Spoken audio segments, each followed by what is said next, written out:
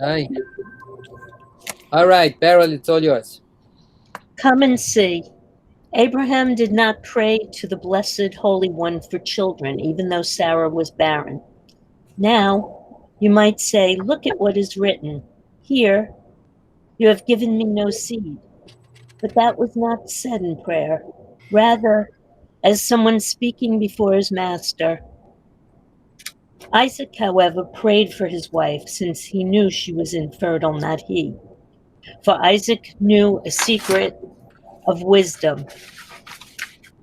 Jacob was destined to issue from him with 12 tribes, but he did not know whether through his wife or another. So, on behalf of his wife, Okay, that's it. all right. Good, thank you. So the Zohar points out, as we said the other time, that there's such a moving scene of Isaac praying with his wife right in front of him, or on behalf of his wife, to try to have a child. And hey, what's up with Abraham? Why didn't Abraham also pray for children? They lasted for so long without children, and then God intervenes miraculously and seemingly without any request by Abraham. So um, the answer for Abraham is, if you look closely in the text, not really mentioned. It doesn't say. It just points it out. It just simply says, "Hey, look, Abraham didn't." Laura, could you tell? Oh. So No, I thought you left. Sorry. okay. So the Zohar says maybe you would think that Abraham did pray when we have a verse that says, "Hein ve'atalo natata li zera." Look here, it's clear that God is talking. Abraham is talking to God and says, you didn't give me a child, but the Zohar says that was not a prayer. That was simply someone speaking before their master. So I think we touched on this. Abraham accepts whatever God gives him. If he's going to have a child, great. If he's not going to have a child, whatever God decides, God's decision is paramount, and Abraham accepts God's will. But then the question becomes, so why shouldn't Isaac accept God's will? Why shouldn't Isaac also then just bide his time and see whether or not there is a decision on God's part to grant him the blessing of children? And yet Isaac pours his heart out and begs for a child. So what's that all about? So the answer is, however, it's Isaac who prayed. He knew that it wasn't his fault that they weren't having children. Fault, I'm using that as it's a bad word to use, but he was not infertile. He knew he was fertile, but it was his wife who was infertile. So he knew that he was capable of having children, and he knew that he would have a child who would be the tree out of which the 12 branches would grow, the 12 tribes of Israel. He knew that Jacob was destined to come from him. So his prayer is, but he did not know whether through this wife or another. So lenochach ishto. It doesn't say lenochach Rivka, on behalf of Rivka, but on behalf of his wife. So what we have here is the Zohar really turning on its head the meaning, the simple meaning, and the clear meaning that we have from everything that we know about the relationship between Isaac and Rebekah in the biblical story. They are, the lovers par excellence of each other. And it's very, very clear from the flow of the story and what we have established, that he's praying with Rebecca in mind, and even with Rebecca, Lanochach could mean literally in her presence. She is standing there, and Isaac is pointing to her and saying, Bani Shalom, here is Rebecca. What's wrong with you? Why do you have no Rachmanis? And Rachmanis comes from the word rechem, comes from the word womb. Why do you have no compassion for this woman who I love so much and who is yearning to have a child? So 268, we're now on 268. So, but the Zohar will have none of that.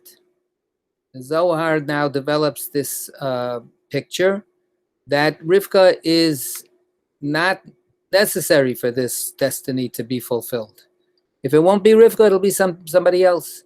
And in that sense, what Isaac is praying for is, God, show me the path. Do I have to have another wife like Abraham had, or another person to engender to give birth to the child that I'm supposed to have, or what? Show me what is the practical way that I should have my child.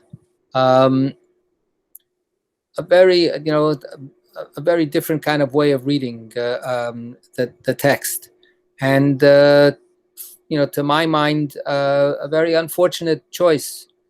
But the Zohar and the commentaries run with it, and say, okay, it's all about Isaac, and Rebecca is, just collateral material here. And if it worked out that Rebecca had the child, okay, good, mazel tov. But if it wouldn't have been Rebecca, it would have been somebody else. It's a little sad for me to see this. Nothing I can do. That's what the Zohar says. But I will just again repeat that the clear meaning of the Torah, without the Zohar's esoteric theory, is on the contrary. This was Isaac praying on behalf of Rebecca, because he's the man and he's the one who has this deep heritage of being connected to God and hoping that God will listen to his prayer. The Zohar could have gone in that direction, because what we have here really is an about face from so much that we already learned over the last few pages about how special Rebecca was. The Zohar could have made a claim that what this prayer experience was really about uniting with Shekhinah, was about repairing the breach, the tear that was in the world and in the divine realm. The Zohar could have gone in that direction, but the Zohar here, I think, and maybe we'll be able to unpack a few of the forces that are contributing to this. But one is a kind of a soft misogyny. God forbid to say that the Zohar has anything against Rivka per se. They praised her to the heavens, literally, only a page or two ago. But on the other hand, just women in general, all right, well, if not this woman, we'll get another woman into the picture and work that way. So there's from my perspective, an unfortunate failure to transcend the cultural, historical, ideological limitations that the Zohar was so much a part of, and in many other places where the Zohar is free or frees itself from, not in this case. So this is the way the Zohar reads it. And then, just when I'm giving up on the Zohar and saying, oh, look, what a disappointment, the Zohar comes up with a new flash of brilliance. And this is the next sentence. So, Beryl, back to you. That boy, son of Rabbi Yehuda, asked, "If so, why didn't Isaac love Jacob as much as Esau, since he knew he was destined to arise from him with 12 tribes?" Right. So let's stop right here. So this is now from out of left field. The Zohar reminds us that there's a little boy here that has been passively present and watching these two giants of learning, his father, Rabbi Yehuda, and Rabbi Yitzchak, because that's how this whole story opened up back on 260, right? One night, Rabbi Yitzchak rose to engage in Torah. At the same moment, Rabbi Yehuda rose in his Caesarean castle. He said, "I will go to Rabbi Yitzchak's house, engage in Torah so we can join as one." His young son, Chizkiah, accompanied him. So he's introduced at the very beginning of the story. And here we are at midnight. Whether this is good parenting or not, I don't know. And we'll come back to that in a second. But he's been present the whole time, watching Rabbi Yitzchak and Rabbi Yehuda engage in this kind of mystical study. And now he all of a sudden he pipes up and he goes, "Hold on a second. What are you feeding me here? You're saying that Yitzchak is so desperate to pray to God, not for Rivka. He doesn't care about Rivka, but he knows that he's supposed to have this destiny of having a son named Yaakov, who's going to be this glorious progenitor of the people of Israel. And he wanted to fulfill this sacred destiny. So that's why he's praying to God." He goes, "Duh, why don't you read the Chumash? Why don't you read what it says? It says that Isaac loved Esau, not Yaakov. So he was destined. This is what he's praying for, so that he can finally have a child named Yaakov. He couldn't care less about Yaakov. He loved Esau. So what's going on?" And he's very smart. He says, "So if so, why didn't Isaac love Jacob as much as Esau?" Right? He doesn't even say, why doesn't he love Jacob? Why doesn't he love Jacob instead of Esau? Good, he loves Esau. But why didn't he love Jacob at least as much? So this is a very astute kid. This is a guy who's really challenging the Zohar right at this point and saying, you're spinning a theory, you're spinning this mystical sense of destiny and of prescience and Holy Spirit that Isaac is participating in, and pushing Rivka out of the way and so on. Guess what? It's Rivka who really knows that Jacob is special, not Isaac. So how can you possibly say that the whole point of this story is that the holy, amazing Isaac is doing all he can to fulfill what he knows to be the future needs of creating the Jewish people? He's actually an impediment. Read the story. He doesn't get it at all. So just when I'm really disappointed and let down by the Zohar itself throws this back in our face and says, that's really a really very disappointing way of reading. It doesn't stand up at all. And it puts it in the mouth of babes, right? It puts it in the mouth of a young boy rather than one of these illustrious disciples of Rashbi. And this, of course, is a leitmotif in the Zohar. The Zohar loves to sort of poke fun at itself. And again and again and again in the journeys that the disciples undertake, they bump into all kinds of people who they patronize. They feel that they are really special, and these other people are either simpletons or maybe even dangerous. They have all kinds of assumptions about them. They have stereotypes that they apply to them. And then they find out that these people are special and in unexpected ways, and these people end up teaching them Torah that they never could have imagined on their own. So the Zohar, at the same time that it is a victim and a product of its time and of the constraints in thinking and feeling and viewing the world that its time and the Jewish tradition at that point created, it also has this kind of like self-critical, frisky side to it. And of course, the other really nice little element is, since we're talking about parents having children, since we're talking about the whole question of having a son, who is the person here who throws open a challenge to this whole discussion? Somebody's son, right? So here we have the really really juicy kind of tiny moment in the narrative that I would like to think stands for more than just a little entertaining diversion. So he's asking, what gives with Yitzchak?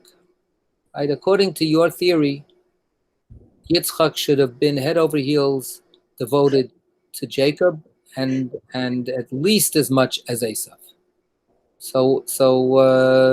And yet, all of this prophetic knowledge that Isaac has doesn't seem to amount to a hill of beans in terms of his own emotional life.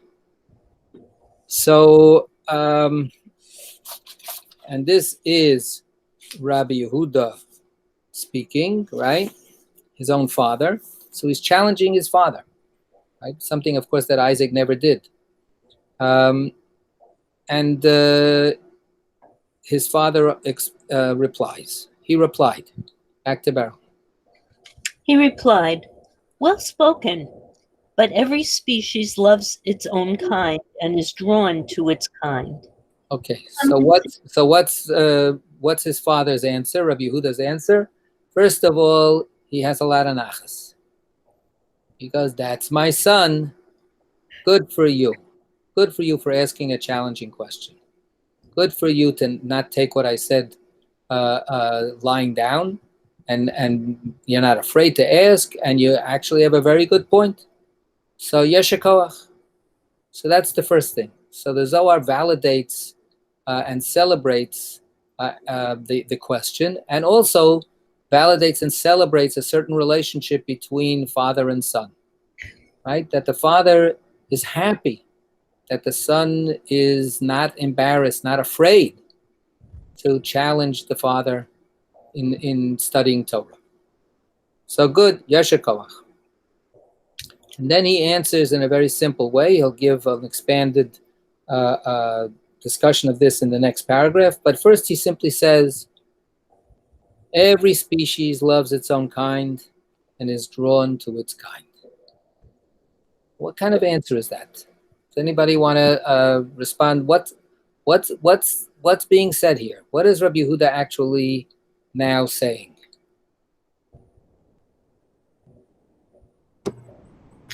Well, Rabbi? Yeah.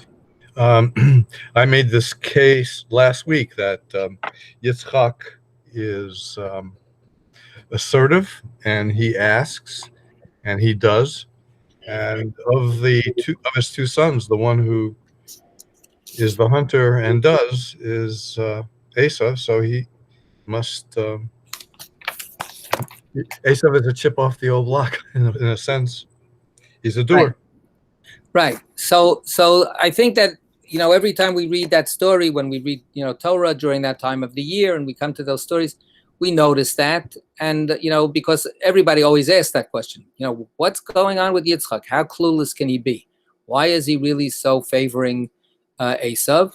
And that's pretty much the same kind of answer that, in one way or another, we give. But is that an answer to the question here? Is that an answer to is Rabbi Yehuda really answering his son's question? The son doesn't ask why Yitzchak loves Esav. He doesn't ask that question. He says, why doesn't the son love Yaakov? Why doesn't Yitzchak love Yaakov as much as he loves Esav? I get it that he loves Esav. Why shouldn't a father love their son? And even as you say, he sees certain things that I find attractive about Esav. But why isn't he loving Yaakov at least as much as Esav?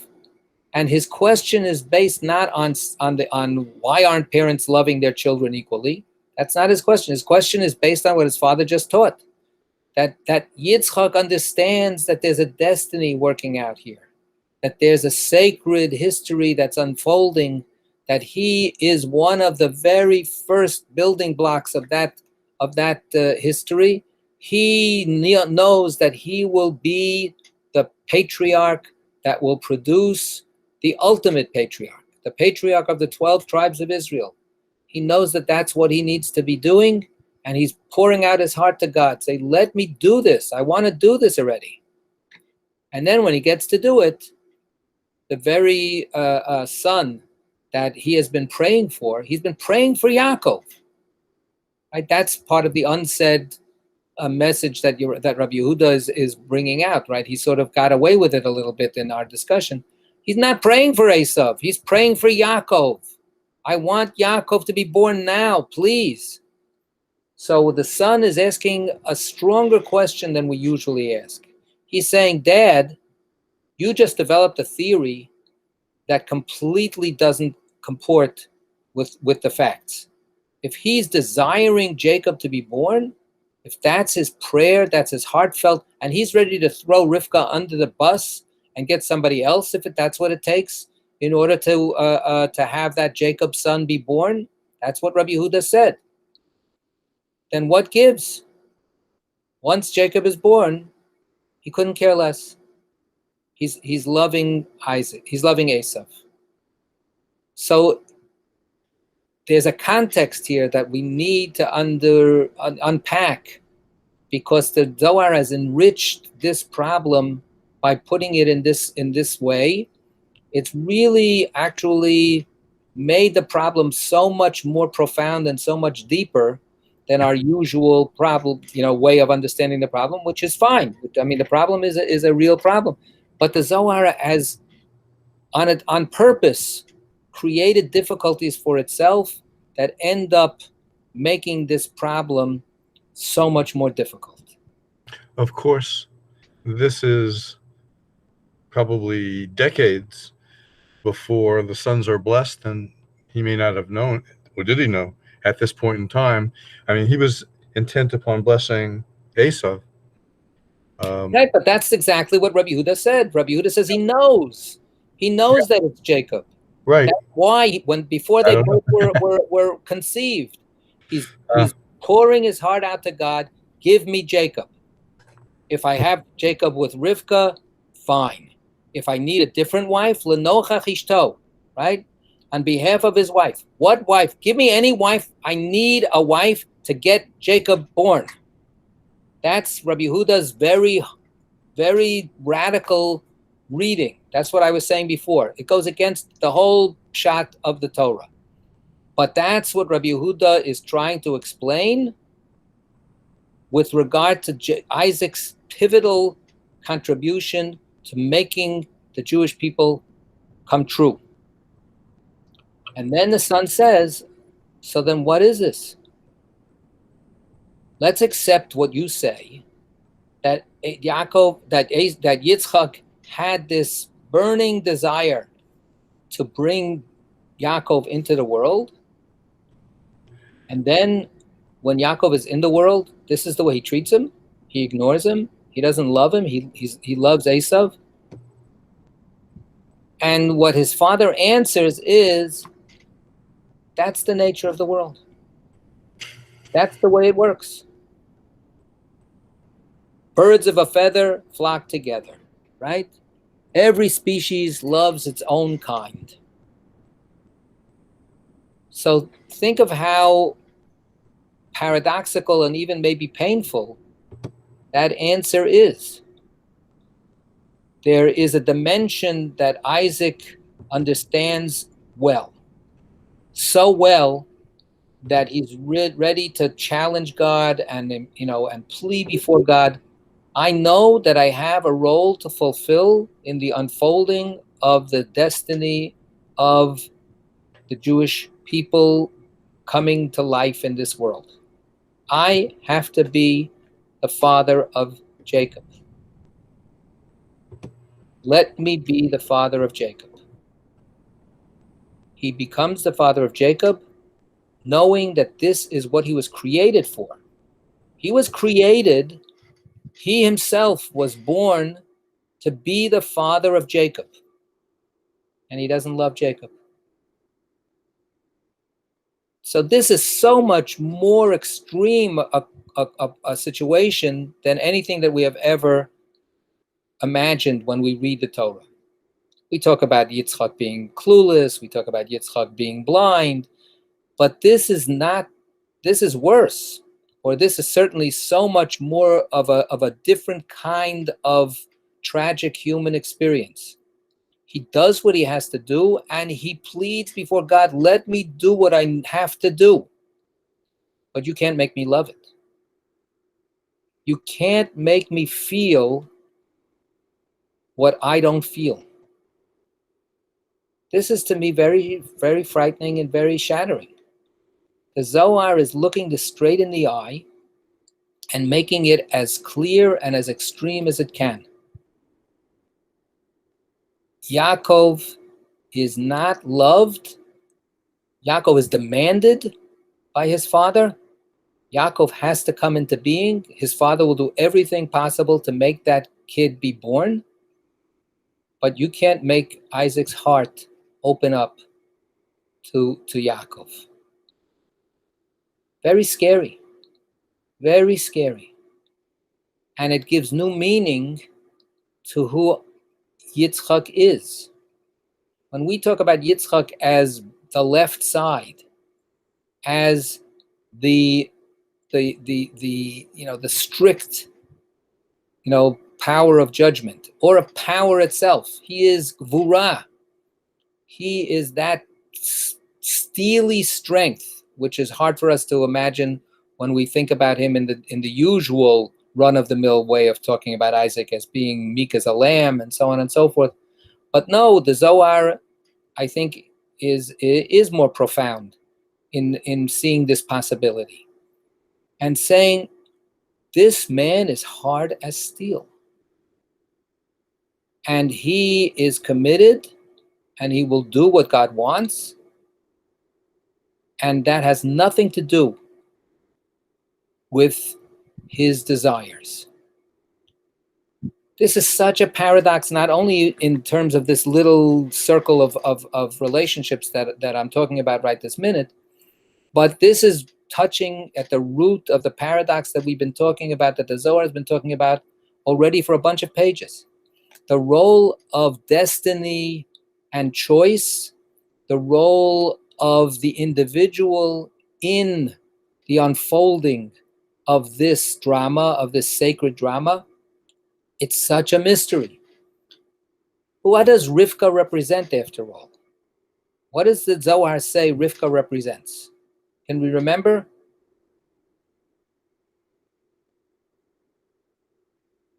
She's Shechina. She's Shechina, but that's a kind of abstraction. She represents, what's her background? Remember?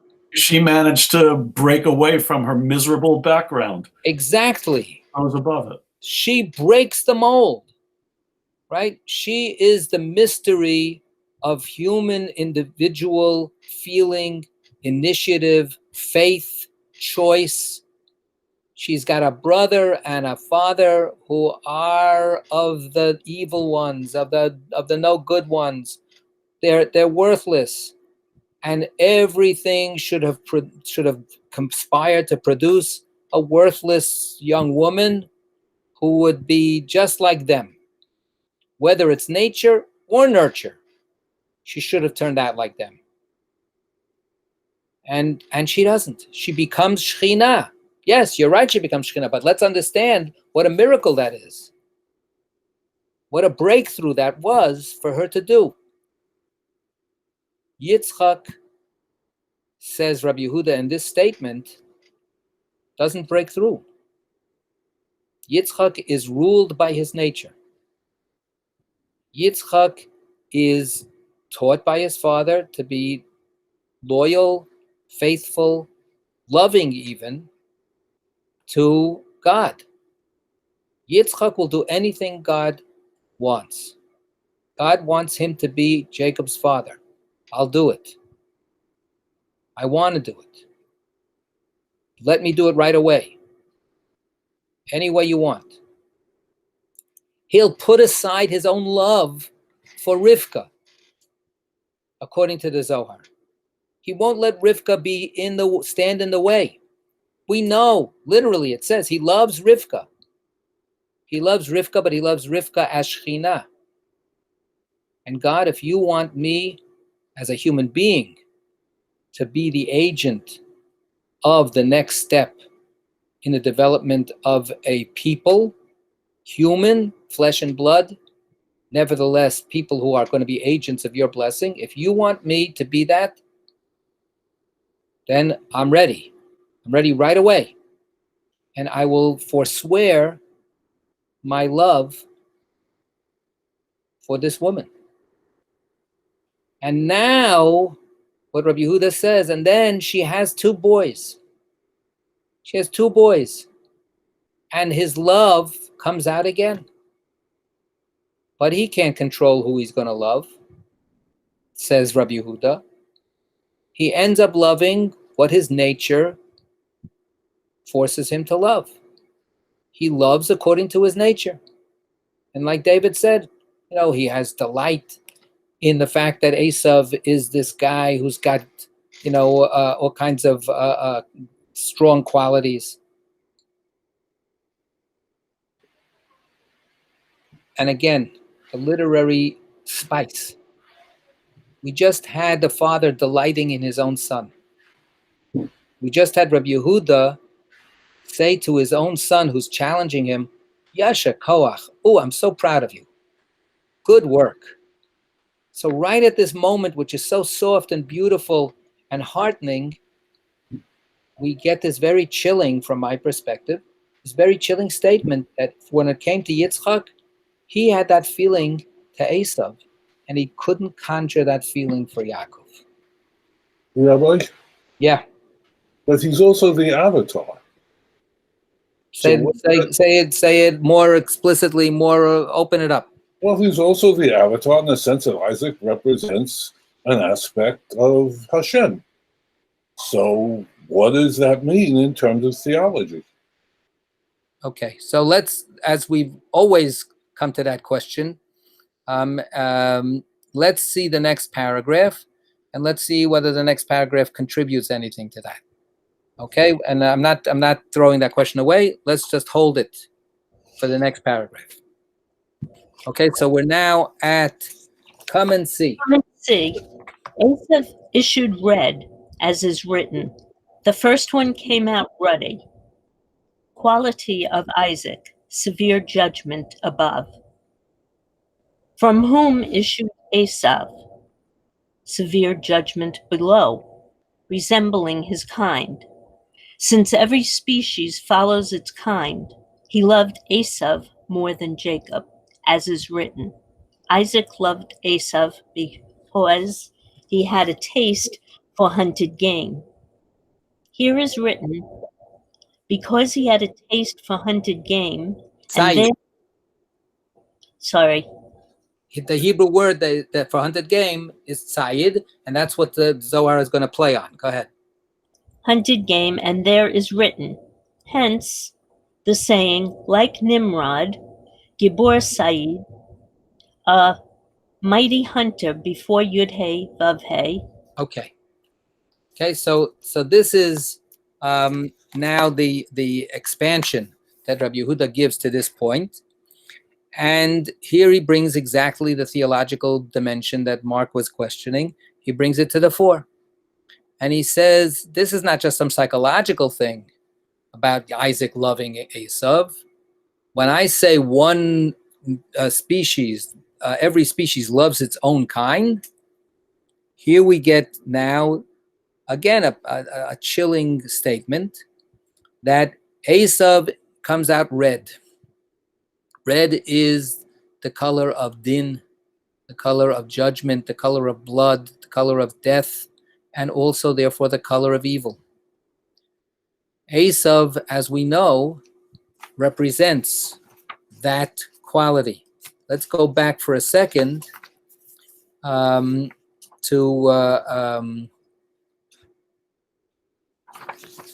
let's see, what's the page? The page is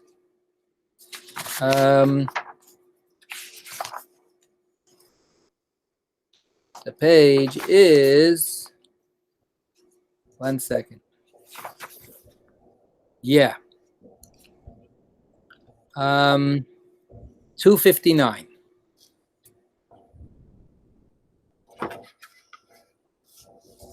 Do you have that?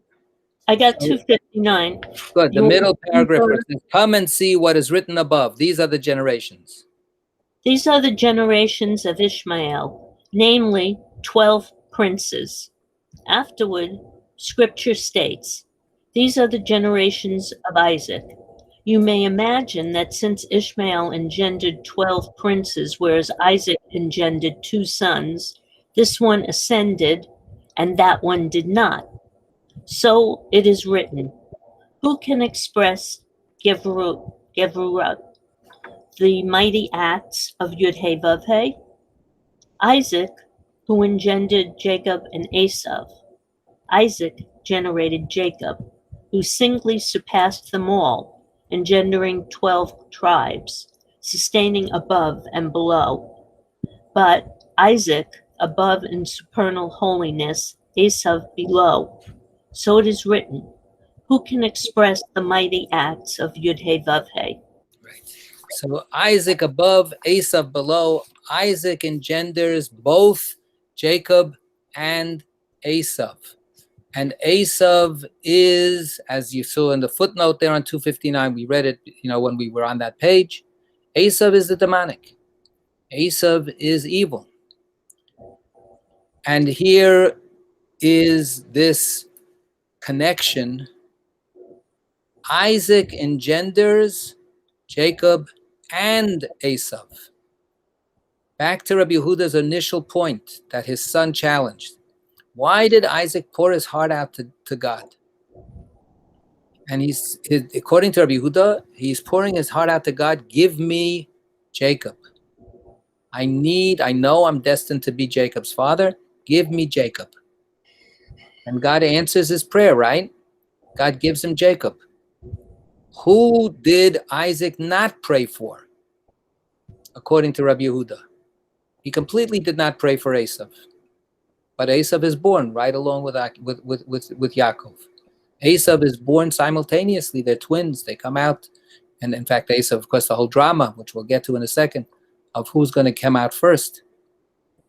But Esav is not what Isaac prays for. Esav is born because that's natural for him to give birth to Esav.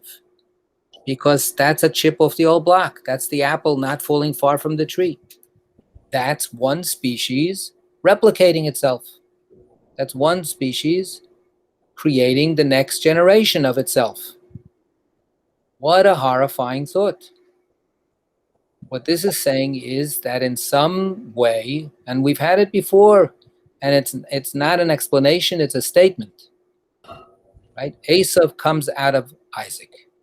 Esav as the demonic, the murderous, the bloody aspect of life here in this world comes directly out of God. Comes directly out of the Isaac part of God. Yeah, Mark. Yeah, but this goes back further because Ishmael comes out of Abraham. I mean, right. you can say whatever you want about Hagar. Ishmael is as much Abraham's son as Isaac. Right. Until Sarah intervenes. Correct. So this is, you're right, it's a repeating trope, but you would hope, if you're the Zohar, you would hope for some kind of step of refinement. You would hope that, okay, Abraham gets rid of Ishmael, so that's great. So we've got a kind of a purging, we've got a kind of a cathartic cleansing, and the answer is no. The answer is, even, and this is to push your point, again, into the extreme. Ishmael is thrown away, Isaac is preserved, and yet Isaac is the principle within God that produces Esav. Right? There's an impossibility to actually clean this out and make it 1000% pure. And that's the love. In the end, that's the love that Isaac has for Esav, is they're breaking free, in a certain sense, from that divine constraint of let's do everything by the straight and narrow. Use your gvura for the sake of sacrifice. Let yourself be bound on the altar. Use your gvura to engender the next generation that has to speak for God and fight for God and push godliness into the world against all odds. That's Yaakov. And yet, in a certain sense, that is Isaac's sacrifice. The same way that Isaac allows himself to be bound by Abraham, he allows himself to be the father of Yaakov, when just naturally he just wants to be the father of Esav. What a shocking, horrible, and yet very, very, very, very, in a certain sense, human way of picturing this problem.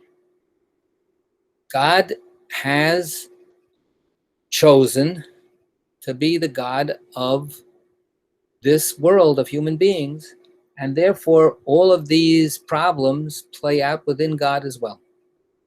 There's a piece of God that's an Isaac piece, in all of its glory, in all of its capability of sacrificing itself.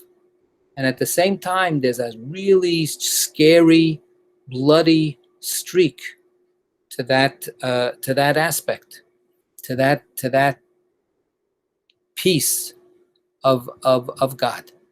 It's not the only piece of God, and that's part of the it's something important for us always to keep on reminding ourselves.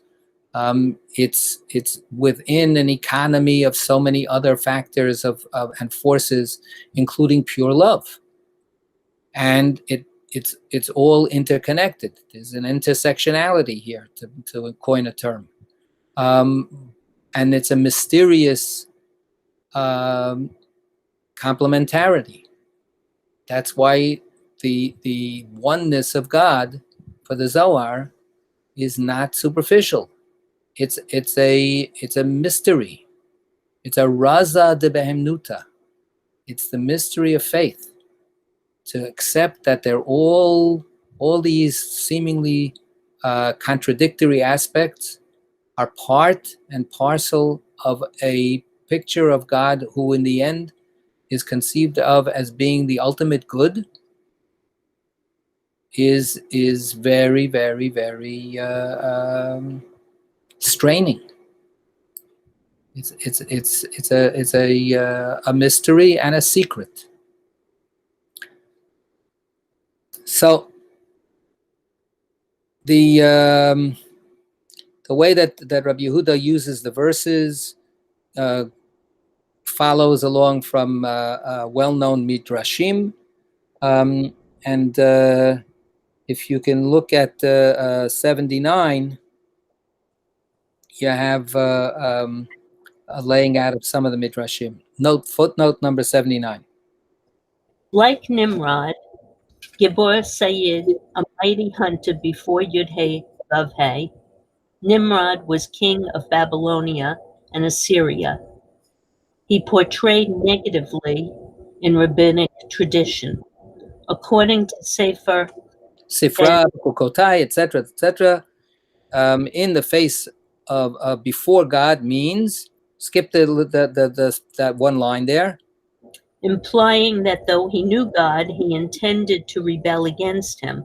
Nimrod's name is associated with the root Mered. to rebel, and he is accused of instigating the building of the Tower of Babel. Okay, so skip another line or two. According to Midrash Haggadah, I have no idea where it is. so the next line. I was trying to save time, but I didn't. Go ahead. According to Midrash According to Haggadah, Midrash Agadah, Genesis 10:19, he 10:9. hunted humans. Oh, sorry. Stupid glasses. He hunted humans. Nimrod is connected with Esav through another legend, according to which Nimrod's success as a hunter derived from the fact that he wore the magic clothes fashioned by God for Adam and Eve. Seeing Nimrod in these clothes, Esav coveted them and killed him for them. Then skip that little paragraph of sources, and then hear the word Here Gibor. the word Gibor, mighty, alludes to Givurah on the left side, source of both Nimrod and Esav. Right.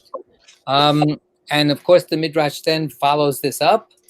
And when Jacob will eventually fool his father by masquerading as Esav, the Torah tells us that he does so because Rivka is holding on to the coveted Bigdei Esav HaChamudot, the coveted clothing of Esav. That's the Midrash here. What's that coveted clothing? It's the clothing that Esav coveted from Nimrod, and that's how, and he killed Nimrod to get them. And now the poetic justice is that it's in the household, armoire, and she takes it out, and then Jacob will wear these clothes that originally belonged to Adam at the beginning of time, and that's how he's going to eventually get the blessing from his father. But we'll get to that eventually. So the word hunting here is used as a connection, that Esav is the hunter, Nimrod was the hunter, and the word is used with mighty, Gibor. Other midrashim say that the hunting is not simply murdering, but the hunting is that hunters have to be shrewd, they have to be cunning, they have to sort of like lay in wait for their prey and plan where they're going to put the traps or where they're going to ambush their prey. And that's how the midrash imagines Esav treating his father, that Esav would ask questions in Jewish law of his father, so that his father would say what Rabbi Yehuda says here, "Oh, Yeshakoach, you're such a bright kid. It's so wonderful. What a nachas to hear my child Esav asking me these challenging questions." But Esav really didn't give a damn, but he knew that his father would get swayed by that, and that's how he sort of hunted his father. Another pretty frightening, imagination of family relationships. So all of these go back to then this dark side that we have associated with Esav and with Nimrod, rebels against God, and then this very shocking statement that these rebels against God, in a sense, are God's own children, and in fact, God's own genetic material. They are issuing from an aspect of God which is deep within God. Right? Isaac is bringing out from Isaac's own gvura. He's bringing out a son who takes that gvura to the ultimate extreme. The difference, of course, is very stark. Isaac is not a murderer. Right? Isaac is not, according to the Zohar's picture of what all of these people actually have engaged in their life. Isaac is not evil per se. Isaac somehow harnesses that dark, red, bloody aspect of divinity back into subservience to Abraham. Right? He, despite himself, and that's coming back to Rabbi Yehuda's very, very shocking explanation, despite his own proclivities, he sacrifices himself for the sake of giving birth to Jacob. He agrees to give birth to Jacob for the sake of God. And that's his mightiness, right? Ezehu Gibor, Pirkei Avot, the fundamental teachings of the sages, says in the fourth chapter, Ezehu Gibor, who is the real mighty one, the real hero, the real one who has Gevurah? Hakovesh et Yitzro, the person who subdues their own natural inclination, their own nature. So what you have here is that idea to the extreme.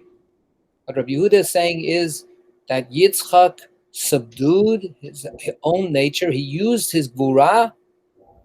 He was going to naturally give birth to an Esav, and he uses his gvura to plead before God, let me give birth to Yaakov.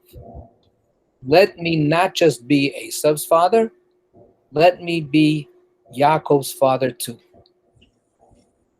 Even though I will never be able to be a true father to Yaakov in the human, natural way. I'll be able to make sure that he's born.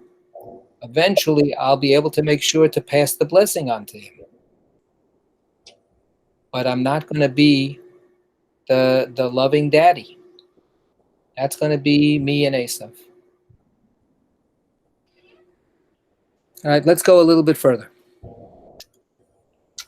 Rabbi Yitzhak said, the children jostled each other within her, and she said, if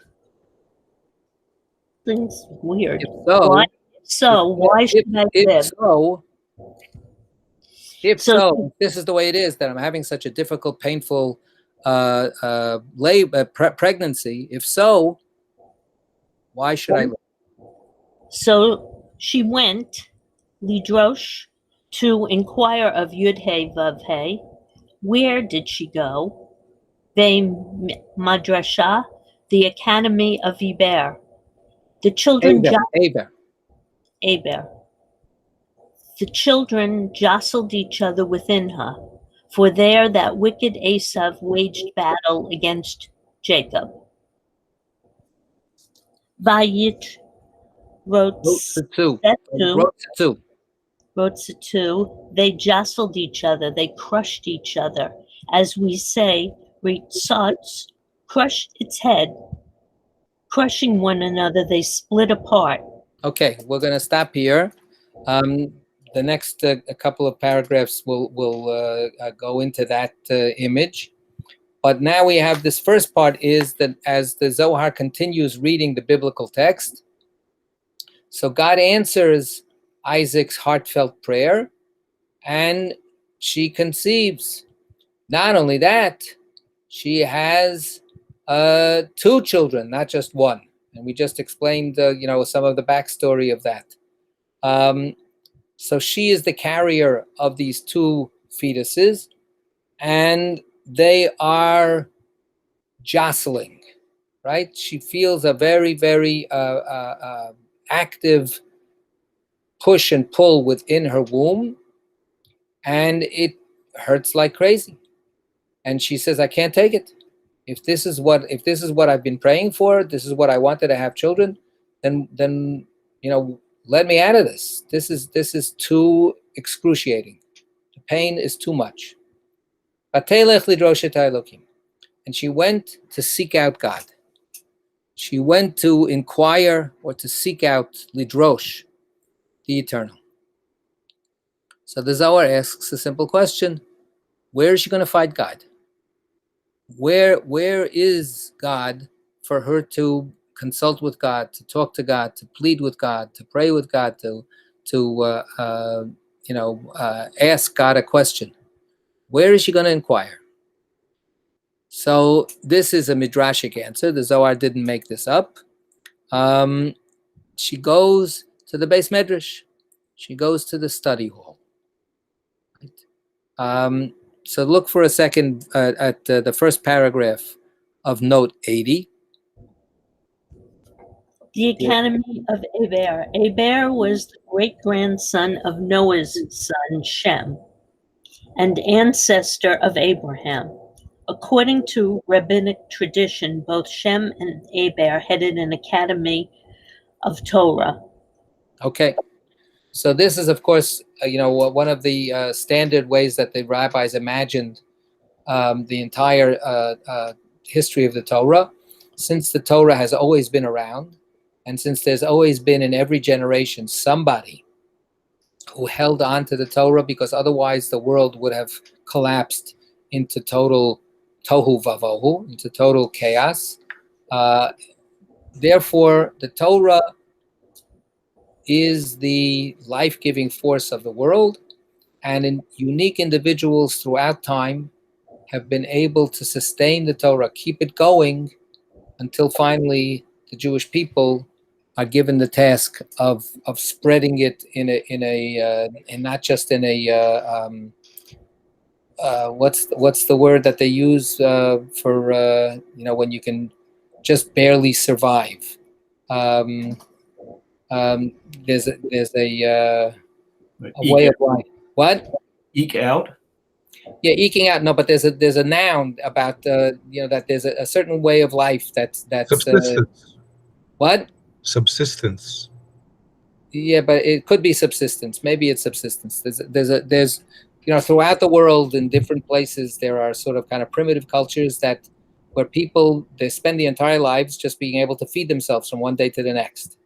There's a phrase for it. There's a term for it, and that's basically the way that that humanity was eating Torah until the Jewish people were able to grow Torah and cultivate Torah, and then make Torah flourish and blossom and be more plentiful. That's the kind of image that the rabbis have, and of course they always have this image also that Abraham kept kosher and celebrated Pesach, and so that all of the biblical heroes are living the life of Torah the way we identify Torah. But what they really mean is that some kind of essence of Torah was sustained by them along the way in order for the world to continue to finally to keep on going. So the Zohar's answer is that where was God? Where was God at that time in the development of the world? Where could she have possibly thought to go? Right? There are no shuls. There are no temples. There's no mishkan. There's no tabernacle where God dwells. God is homeless at this point. However, where God is, of course, is that God has been accessed by Abraham. God has been accessed by Noah. God has been accessed by Isaac. So the Zohar is clearly not opting for an image of Rebecca in somehow replicating in her own way the religious experience of Abraham and Isaac, or Noah, or Adam, or Melchizedek, other people who have been serving God or touching God, or been touched by God. Instead, she has to go to an institution that the Zohar imagines existed back there, the institution of the study hall of Shem and Eber. So, as again, they didn't invent that institution; that was already imagined by the sages. But some of the commentaries say, because of course she couldn't be like an Abraham or an Isaac. Why not? Why not? Well, she's a woman for one Of thing. course, because she's a girl. Because she's a girl. So how could she possibly have a direct connection with God? Fair. God's not going to talk to her directly. So this is codified in our commentaries. It's as much as said here already, but it's again, we're going back to where the Zohar sometimes, not like the famous statement of Abba Evan. The Zohar sometimes misses the chance to misses the opportunity to miss an opportunity. In this case, it just misses the opportunity, and assumes no, this was not a direct, personal, intimate communication. Although in the end, of course, God does talk to her, right? God tells her exactly what's going on. That there are two peoples in your womb and that they are striving with each other. They're fighting. So the Zohar imagines that she has to go to where God can be found, and God can be found in the Beis Medrash. There is a certain irony in the Zohar choosing this. I've written about it. 1 second, Len. I've written about it, and that is, the Zohar spends an exorbitant amount of time avoiding the Beis Medrash. The Zohar is created by its own description outside the Beis Medrash. The Zohar is all about people who are on the road. The Zohar is all about people who are outside the Beis Medrash, who encounter God, who exchange words of Torah, who inspire each other, who surprise each other, who are surprised by other people who they never expected to be wellsprings of Torah. It's all outside the Beis Medrash. But now the Zohar says, but the start is in the Beis Medrash. Right? In order to be able to get out of the Beis Medrash, you have to have a Beis Medrash to get out of. Without the Beis Medrash first there, then the breakthrough can't happen. Yeah, Len. Yeah, just I'm struck by the wordplay. Where does one go? I can't hear you. Yeah, can you hear me now? Yes. Okay, so where does one go when you need to seek out a problem? And is the word drash, dalad reshin, and you go to the Beit Midrash, which has the same shoresh, dalad reshin. So you go to the place of seeking. So there's kind of fun wordplay in that. And there are some scholars who think the word for Beit Midrash is midrasha is related to the Arabic word madrasa, their school for inculcating Islam. Yeah, no, I don't think that one scholar thinks that. Everybody thinks that. I don't think there's any question about it. The madrasa and the Beit Midrash are all connected to the same root and the same root of inquiry or seeking out, and I've talked about it other times. And what you bring up is a real interesting problem and challenge. Is the Beit Midrash in the various iterations that it finds itself in today? Wherever you can find these Beit Midrash, forget about the madrasas of the Islamic world. In the Jewish world, where you find the Beit Midrash, the places there of study halls, is that a place where you can actually find the answers that you want when you want to seek God? Can you find God in the Beit Midrash? You should be able to, and yet, so often, people's experience, people's experience is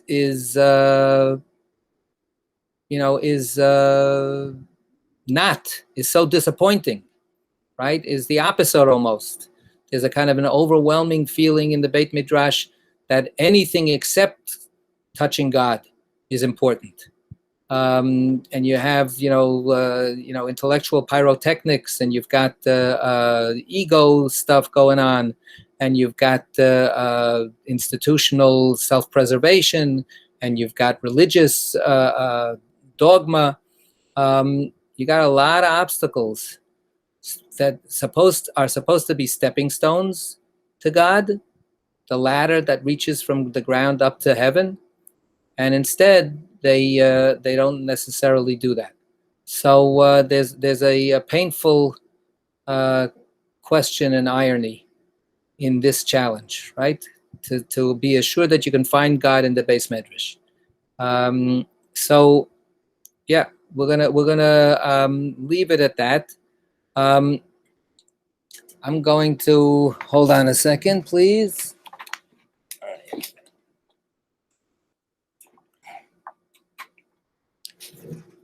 I'm going to reach for a Sidur. And Mark is asking that we recognize that we've got a whole bunch of people on this call. So to be very clear, or maybe to be unclear, this is not a minyan. A minyan requires real flesh and blood human beings to be in the same space together. However, saying a Rabbanan Kaddish in this situation is, I think, okay and called for. And I'm going to, if I can actually finally put my hands on it,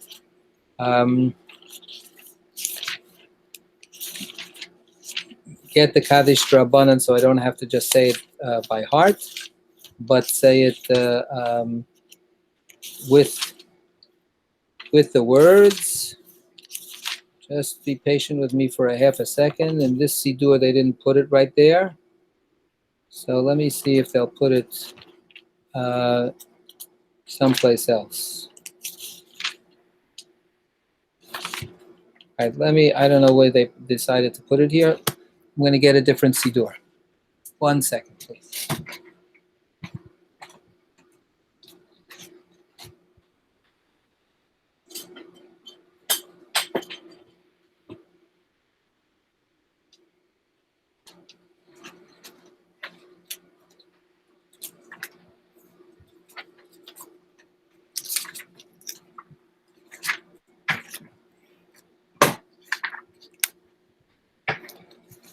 All right, if you have a copy of the Kaddish Rabbanan, then you can follow along. And if you're looking for a copy, it's found, for instance, on page 71 in the Shabbat Sim Shalom. Mark, you ready? Yep.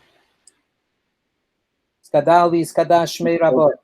Alma dibra pilusei, yamlich malchusei. Hayechon v'yomechon uv'chayei dechol beis Yisrael ba'agala u'bizman kariv v'imru amen. Yehei shmei rabba mevorach v'olam romei omayom.